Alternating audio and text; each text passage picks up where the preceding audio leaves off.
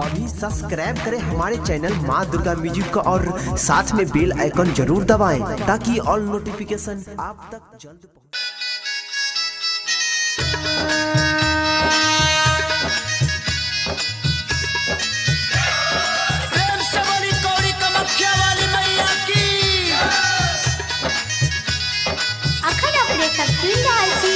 माँ दुर्गा म्यूजिक के शानदार प्रस्तुति।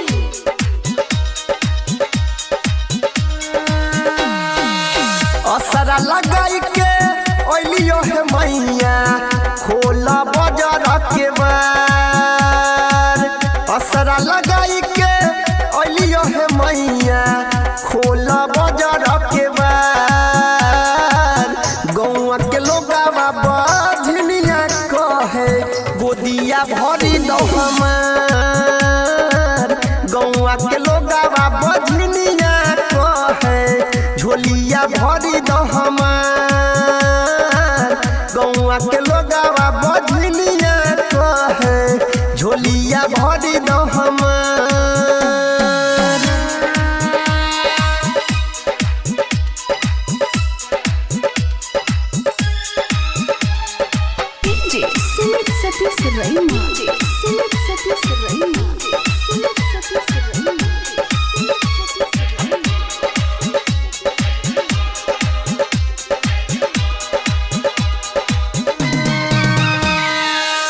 बेटी पुजरिया सुन है मैया कदन उपकार।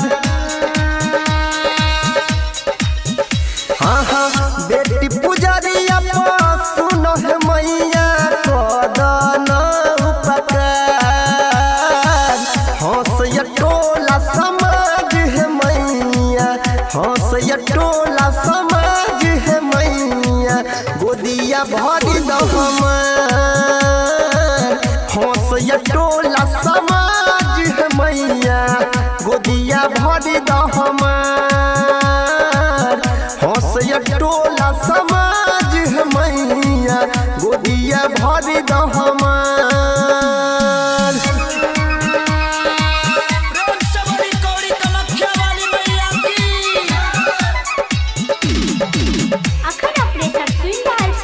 माँ दुर्गा म्यूजिक के शानदार प्रस्तुति।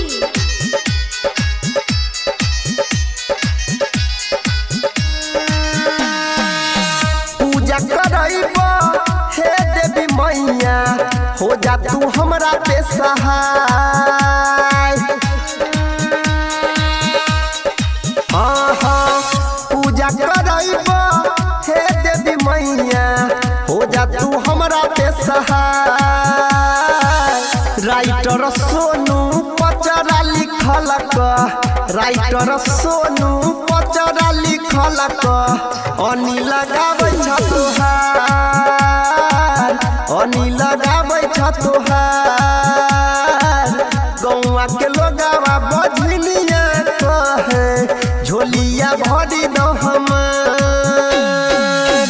असरा लगाई के ओलियो है मैया खोला बाजार के बार। असरा लगाई के ओलियो है मैया खोला बाजार के बार।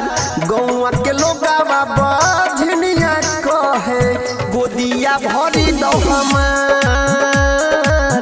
गौवा के लोगावा बाझनिया कहे झोलिया भरी दो हमार।